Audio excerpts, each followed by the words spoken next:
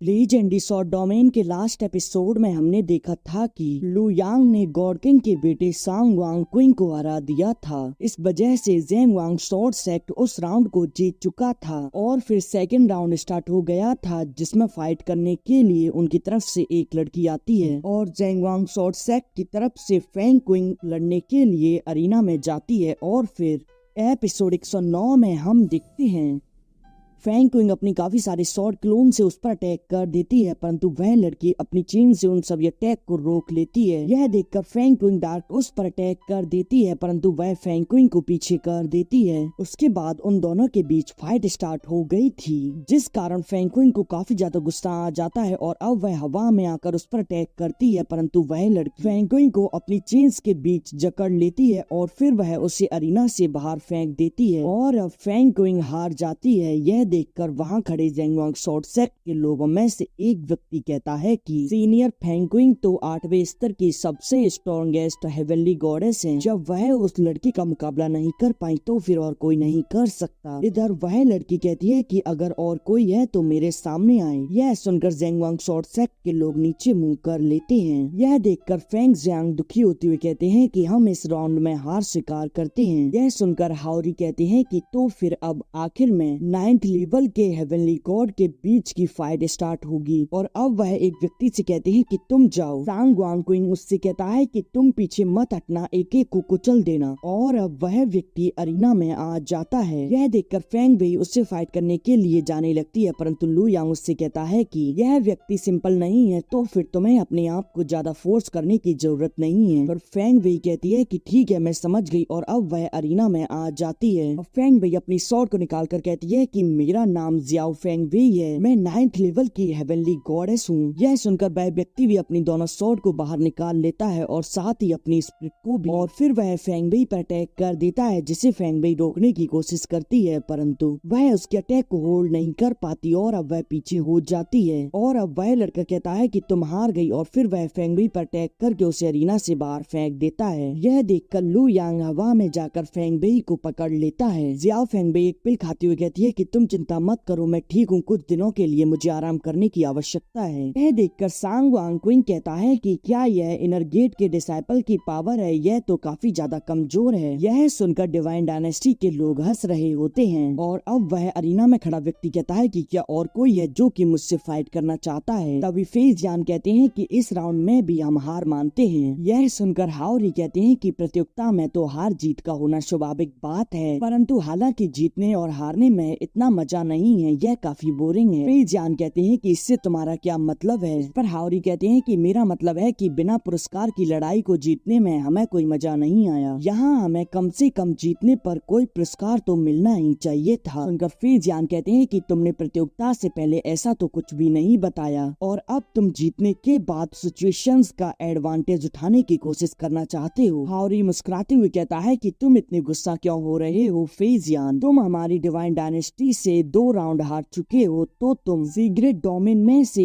एक स्थान हमें दे दो। तुम एक बार इसके बारे में क्यों नहीं सोचते। इस पर सिंह चैन कहते हैं कि स्थानों को तो पहले से ही बांट दिया गया है और तो और तुम्हारी डिवाइन डायनेस्टी के पास तो 60 स्थान मौजूद हैं, जो कि हमसे 3 गुना ज्यादा हैं। तो यह क्या तुम्हारे लिए पर्याप्त नहीं है जो कि तुम नियमों को तोड़ रहे हो। और तो और क्या तुमने इसके बारे में अन्य 3 हॉल और 9 सेक्ट से पूछ लिया। हाओरी कहते हैं कि उन लोगों को 3 स्थान का नुकसान हो गया है, तो फिर वे तुम्हारे बारे में क्यों परवाह करेंगे। यह सुनकर फेज यान सोचते हैं कि यह तो स्थिति का फायदा उठा रहा है, यह अच्छा नहीं है। लू यांग भी समझ जाता है कि यह लोग सिर्फ जीतने का एडवांटेज उठा रहे हैं, यह कितने बेशर्म है। फेज यान कहते हैं कि ठीक है, मैं तुम्हें एक जगह देता हूँ, क्या और कुछ बाकी है। यदि है तो पहले ही तुम एक समय में सब कुछ स्पष्ट कर लिया करो, यह सबसे अच्छा है। और अब यह सुनकर हाओरी कहते हैं कि चलो, और अब वह वहाँ से अपने लोगों के साथ चले जाते हैं। कहते हैं कि डिवाइन डायनेस्टी तो काफी ज्यादा दबाव बना रहा है, वे न केवल इंफॉर्मेशन के लिए यहाँ आए थे, अपितु वे तो हमसे हमारा एक स्थान भी ले गए। फेज यान कहते हैं कि वैसे भी तो वह इन्फानाइट रियल्म की टॉप पावर में से एक है, इस वर्ल्ड में केवल उन्हीं लोगों की चल पाती है जो कि ताकतवर हैं। अभी के लिए हमें धैर्य रखने की की आवश्यकता है। वह कहते हैं कि लू यांग यहाँ आओ और अब लू यांग वहाँ जाकर उन्हें प्रणाम करता है। फे जियान कहते हैं कि स्वॉर्ड सेक्ट की फाउंडेशन के बाद तुम एकमात्र गॉड किंग बनने की क्षमता रखने वाले एकमात्र डिसाइपल हो और मुझे तो तुमसे अत्यधिक उम्मीदें हैं। लू यांग कहता है कि आप चिंता ना करें, मैं निश्चित रूप से कड़ी मेहनत करूंगा और मैं गॉड किंग बन गया तो निश्चित रूप से स्वॉर्ड सेक्ट की रक्षा करूंगा। यह सुनकर फे जियान कहते हैं कि बहुत अच्छे। अब वह कहते हैं कि इसके अतिरिक्त तुम्हारी सोल कॉन्करर स्वॉर्ड स्किल अति उत्तम है, क्या तुम उस टेक्निक को स्वॉर्ड सेक्ट को दे सकते हो? लू यांग कहता है कि अवश्य, सोल कॉन्करर टेक्निक एंसेस्टर द्वारा सिखाई गई है और यह भी स्वॉर्ड सेक्ट की ही तकनीक है। अब हम 1 महीने बाद लू यांग को देखते हैं जो कि एक जगह बैठकर कल्टीवेट कर रहा होता है और फिर वह वहां से उठकर फे जियान के पास आ जाता है। फे जियान लू यांग को बताते हैं कि यह बैटल डिपार्टमेंट के लीडर जियाओ जेंगटियान हैं और बाकी यह बैटल डिपार्टमेंट के 4 एल्डर हैं। यह देखकर लू यांग उन सभी को प्रणाम करता है और अब फे जियान कहते हैं कि ठीक है, सभी लोग आ चुके हैं तो हम यहाँ से चलते हैं और अब वह वहाँ से टेलीपोर्टेशन के माध्यम से टेलीपोर्ट हो जाते हैं। अब वह एक जगह आकर टेलीपोर्ट हुए होते हैं। लू यांग उस जगह को देखकर कहता है कि क्या यह सेक्रेट डोमेन है? जियान कहती है कि बिल्कुल नहीं, यह सीक्रेट डोमेन नहीं है, यह तो बस उसका एक किनारा है। वह बताते हैं कि हमें इसके आगे की सड़क पर टेलीपोर्ट नहीं किया जा सकता इसीलिए, और अब वह अपने पास से एक डिवाइन स्वॉर्ड बोट निकालते हैं। वह बताते हैं कि